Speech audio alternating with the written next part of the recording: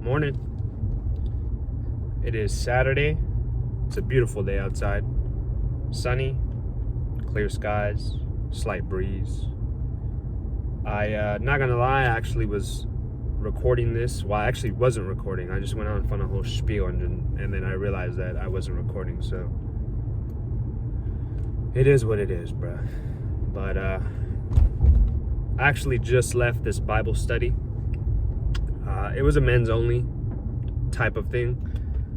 And I had never been to an event like this, right? Although I've been going to church, I would say faithfully for a little over a year and a half maybe. I haven't taken that next step as far as like getting involved. So this was a step towards that, man. We headed at the Black Rifle Coffee Company. Super solid coffee. If you haven't been, go check it out. It's it's in Dove Creek Shopping Center. So, but yeah, man, we were outside. It was kind of funny. I felt like super American, right? We had a little Bible study. We had Jesus, American flag right there, and a patriotic coffee company. So couldn't really ask for much more. But I just kind of wanted to share, what I just experienced. Like I said, I've never been to an event like this, so I didn't really know what to expect. Obviously, I knew we were going to speak about God, but it also was a space for men to, open up, talk, separate from our, I wouldn't say families, but, as men, we have different issues that we deal with than, I guess, the problems of our family, right? Like, men go through the world living a different experience than women. That's just the reality, right? And unfortunately, it's not looked down upon, but the sayings do ring true, right? Like, man up, be a fucking man, suck it up, shit like that. Men are seen as still stoic, as a rock, I would say. And unfortunately, obviously, I don't know if this rings true for everybody, right? But me personally, if I see a man crying in public, I think one of two things, right? Either one, he's super soft, or two, he's probably going through it. And more often than not, it's the latter of the two. But it's taboo. I wouldn't say that it's not socially acceptable, because men are human, right? Men are human. And we need to have space so that we can have that ability to process our emotions, because like I said, we're human. And not that you shouldn't cry in front of women, right? Like, obviously, if you're gonna cry in front of your woman, you can't really help it, right? It's gonna happen. I would say that more often than not, if you can help it, you probably shouldn't cry in front of your girl or in front of women in general, because it almost affects their image of you, right? Like I said, if you see a man crying, more often than not, it's something serious. Just because men are seen to be stoic, bro. Whereas if you see a woman cry in public, it's kind of like, oh, obviously this woman is in distress. What can I do to console her, right? And that goes for a man consoling a woman, and women consoling their partners and their friends. But on to the next thing, really. What I wanted to talk about was the message of today, right? So the pastor was talking about men's mental health and really mindset, right? Ensuring that you have a strong mindset, and why it's important to have a strong mindset. Like I said, he was talking about men's mental health, it's an issue that's kind of not really talked about. And I'm not saying that to complain about like, oh, men's issues aren't talked about, right? It's just more so of like men's issues get swept under the rug. And it's not one of the first things we talk about, right? We talk about women's issues. We definitely talk about women and children more than we do men. And that's just the way it is, right? It just is what it is. So it was nice to have this space where we could talk about, the problems men face. And one of the things that I didn't really like about, or I wouldn't say I didn't really like about, it was just the perception that I had of, churches and religion in general. Whenever whenever an issue arises, the church is so quick to say, well, pray on it. Prayer will solve this. Prayer will solve that, right? And I think that, in a sense, God will always hold up his end of the deal, right? He will always, bless you with the wisdom if you search for it. He will give you the guidance needed. It's just a matter of you actually listening to it and then following it. And I think that's a part of the equation that most people and most churches leave out, is you cannot be lazy. You cannot ask for a path or wisdom and then not honor it by following through with action. And that's one of the things that Pastor said today, man. And I really appreciated this because, like I said, more often than not, churches will just say, pray for it, pray on it, or whatever the case is, right? But you honor God by following through with action. Like I said, God will always hold up his end of the deal. It's just a matter of whether or not you're going to follow through. And, you need to be able to discern truth and master not only your desires, but your actions and your behaviors, because those two will in turn give you patterns, and the patterns that you repeat in life are going to make up your habits, obviously, and your habits make up your life. We're creatures of habit, and obviously if you develop good habits, you're going to live a good life. If you develop bad habits, do I really got to say it? And I'm just reading some of my notes.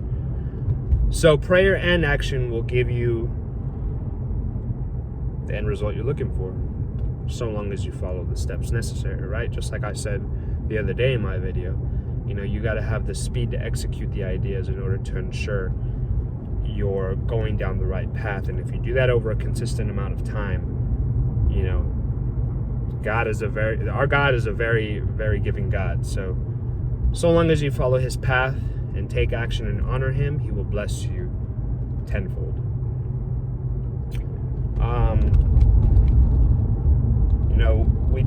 We tend to just go through our lives as men and not really talk about the things that bother us, the things that we grew up experiencing, and we don't like to talk about the things that have happened in the past, whether it's hurt, abandonment,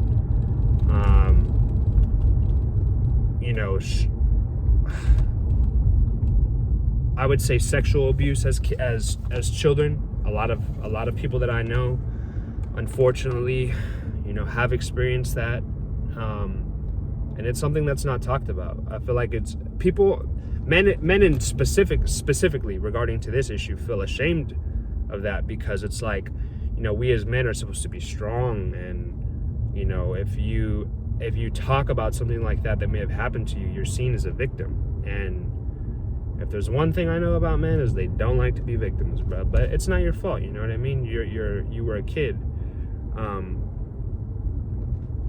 and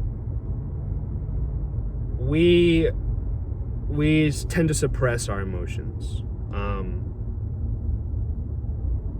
but obviously that's not good, because if you're attached to your past, there's no way for you to move forward, right? And you need to find the space to let the chaos settle, so that clarity can come and the path is revealed to you. And what do I mean by that, right? One of the things that obviously the pastor was talking about was men's mental health, right? The things that happen in our lives that we cannot let go of, and learning to be at peace with that, right? Everybody has a past. If you're continuing to dwell and ruminate on shit that has happened to you in the past, heartbreak, your dad being a deadbeat, whatever the case is, right? If you do not find it in your heart to give yourself peace and to forgive whatever actions that you had no control over in the past, if you don't find it in your heart to forgive or be at peace with those things, then you will never be able to move forward. We live our lives, or we should live our lives day by day, because tomorrow is not promised, right? And you can't really fix what happened to you in the past. So God says, live for me today so that I can bless you tomorrow. And I'm not a fucking Bible expert, but what I do know is that we read only 2 verses today, and I'm not even gonna attempt to say it because I honestly can't remember it right now. But we only read 2 verses, bro, and we dissected those verses and how they can apply to our lives. And those were the 3 things that I got, right? Making sure that you honor God with your actions, making sure that your mindset is strong, and ensuring that whatever situation you're going through, you don't allow your mindset to be broken. And 3, letting the chaos settle, because the chaos is what's going to test your mindset. Your mindset will be tested. Your resolve will be tested. But are you willing to go through the chaos and let it settle so that the true path can be revealed to you? And I just wanted to share that with everybody because I thought that shit was fire. Like I said, man, I felt American as hell right now. We were outside talking about God. American flag was blowing in the wind, and we were at a patriotic fucking coffee company. So, my morning couldn't really get much better than that. I need to get a damn haircut because I'm looking hella crazy. And I just need to get cleaned up, bro. So I'm gonna go work out right now. I just got home. I'm gonna go change, spend some time with the wife and baby, and then we'll go get whatever we need settled so that we can have an amazing rest of our day. So I'll see you in a bit. Oh, I'm sorry, my bad. Well. We meet again, baby. One thing I wanted to add to my little rant earlier was, when we talk about men's mental health, right? We're not talking, well, I guess we are talking about, therapy, issues that we're dealing with or whatnot. But, I definitely advise to stray away from, the advice that's recommended today, right? Like squeezing the fucking stress ball. Paying somebody to talk about your issues, right? You should have people in your life that you should be able to talk about issues with. Not that therapy doesn't help, but, the goal is to get to the root of the issue and, not to be so harsh, but in a sense, like I said, you gotta man up. You gotta be fucking nuts sometimes and just fucking attack the issue head on. Just like this fucking set that I'm about to hit. Don't get me wrong, I love this shit. Obviously, I don't want to do it because I'm going to be uncomfortable, but I know it's going to make me better. And if you attack the issue, it's going to make you better. So, with that being said, let's go Pasolcha.